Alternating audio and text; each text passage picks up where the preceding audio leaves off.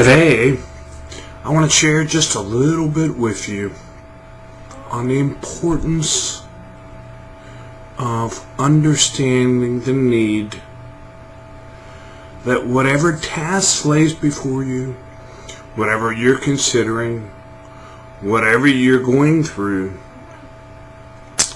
whatever you're facing,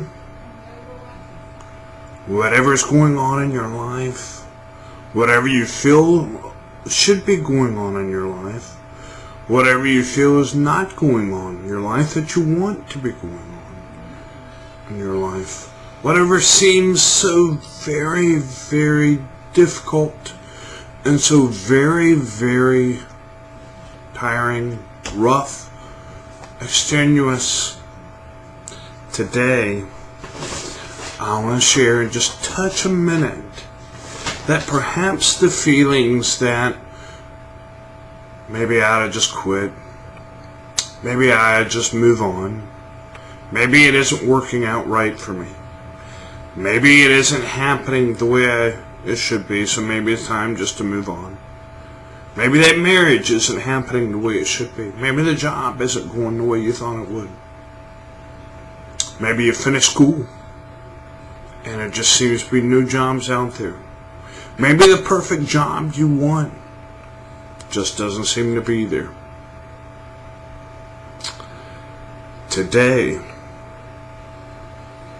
I want to offer just a little bit of encouragement to remind you that where you're currently at is not catching God off guard. So today, I want to share with you just a little bit of truth.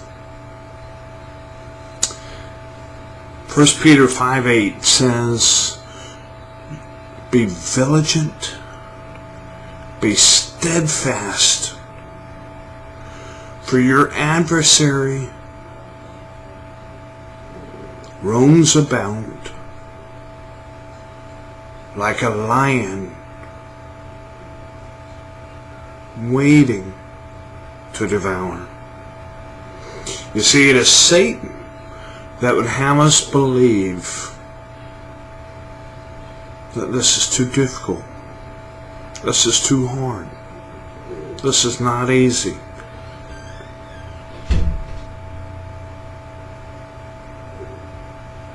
%90 of the time. See, as Christians, we tend to look at hard circumstances and hard walls and walls that we slam into and go, "Oh, it must be God's will for me to move on." That's why we see Christians ending in divorce. That's why we see pastors leaving ministry. That's why we see so many people uncommitted and not following and not watching and waiting for God. But you see, God's already warned us, and this is how Satan works. Do you think life's going to be easy? Do you think life's going to be fun? Do you think that life is about just having a party and having a good time? And nah. The most difficult things in life usually spring the greatest blessings at the end. Remember that, a rose. At the top of the rose is the beautiful bloom. But if you were to start at the bottom of the stem, you'd encounter thorns, bumps along the way until you got that beautiful rose. And perhaps, just perhaps, that may be the very thing that you're going through now. Encountering the thorns and the bumps on the way to the rose. So, if you'll give me a minute, I'm going to turn to my notes. In Jeremiah 1:4-5, It's the prophet Jeremiah says, before I was born, while I was being formed, you knew me, and you sanctified me, chose me for a certain place. Perhaps today, what you're facing, God may have chosen you to be there at this place and at that position. Psalms 139, 14 through 15 says, while I was waiting to be born, while I was forming, you knew my substance. The psalmist also says, you've planned my steps before me while I was in my mother's womb. Isaiah said, you called me from my womb. Psalms 139, 4 through 6 says, he has cleared the way. That's a beautiful passage. Absolutely beautiful. He has cleared the way and laid his path on me. It's too wonderful for me to understand. As you see, there's absolutely nothing that catches God off guard. Nothing. Excuse me for a minute ago. Nothing that catches God off guard. Absolutely nothing. It's a wonderful thing. Nothing catches God off guard.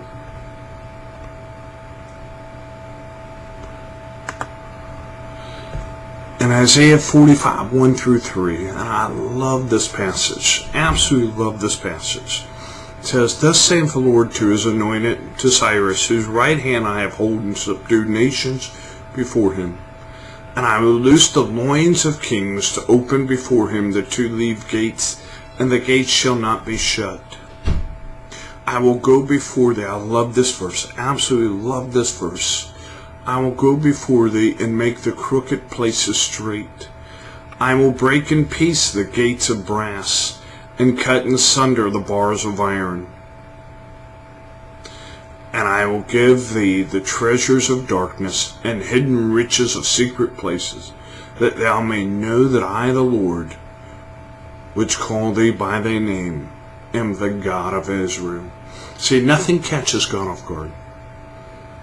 The area your marriage is in right now, the difficult time you're facing, that hard task you got to learn for that new job or that new vocation or that God has called you to. It's not catching God off guard. You see, we've already seen God knew this was going to come into your life. He planned it. He laid it out before you. But what does it tell us? I will go before thee and make the crooked places straight. Paul told us in Corinthians, my grace, his grace, is sufficient for thee. You see, this place that you're at right now, where you're at, Satan wants you to think, it's too difficult. I can't do it. I can't wait for that job. I don't know. I'm finished school. I don't know what's going to be holding for me. I don't know how to do that. I can't learn that. I'm not able. But God says, my grace is sufficient. I will go before thee and make the crooked places straight. He's going to clear the path. And his time, he will deliver. God's never late. Nothing ever surprises God. Nothing ever catches God by accident. Nothing ever knocks him off course. In his time, he'll be ready. Our issue is waiting for his time. God has led you to this place that you're at right now. God's laid that challenge on you. God's laid that task before you. God's planned this. He knew that you were going to be here. Satan wants to hinder you. God's challenging you. I need you to go over the next thorn so we can get to the next thorn, so eventually we get to the top. And I show you the rose that I've created for you. Now, I want to read to you just an interesting point in Spurgeon's thought. Really great principle here with Spurgeon. And I want you to think about that, maybe Pat is saying something. Maybe this difficult thing I'm encountering in my life, it's just there so that God can prepare me for that next phase, so that I can get to the point that God is able to show me that rose. I'm gonna close with this Spurgeon passage, and I want you to reflect on perhaps what you're going through, what you're dealing with, what you're trying to overcome, what you're facing. Is God preparing you for this? Christian, if thou art saved, whilst thou art glad, be grateful and loving. Cling to that cross which took thy sin away. Serve thou him who served thee. I beseech you therefore by the mercy of God that you present your bodies a living sacrifice, wholly acceptable unto God, which is your reasonable service. Let not your zeal evaporate in some little ebullition of song. Show your love in expressive tokens. Love the brethren of him who loved you. If there be a Jonathan's son anywhere who is lame or halt, help him for Jonathan's sake. If there be a poor tired believer, weep with him, and bear his cross for the sake of him who wept for thee and carried thy sins. Since thou art thus forgiven freely for Christ's sake, go and tell to others the joyful news of pardoning mercy. Be not contented with this unspeakable blessing for thyself alone, but publish abroad the story of the cross. You see, and that's why God's preparing you. He's honing you into that chosen vessel, because one day there's going to be someone who's going to need the lessons and who you're going to have to pass off that rose to, so that they can absorb the fragrance that is in your life now and a joy that's in your life because of this time period that you're going through. But if you allow Satan to win, somebody else will never experience that fragrance that God wants to develop in your life. A beautiful rose. So the question becomes, will you be a fragrance for somebody else?